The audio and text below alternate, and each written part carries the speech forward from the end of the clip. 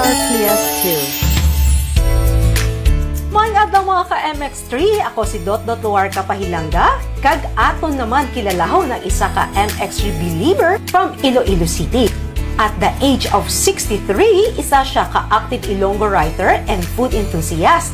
Let us welcome diri sa Kwentuhang MX3, Miss Mary Biron. Miss Inday, katahong gid sa imo. Very active kapag isubong. Okay, so you have to imagine, I have an 8-hour job.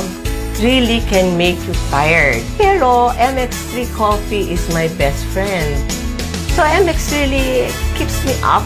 Pero one thing though is that believe gid ako sa MX3.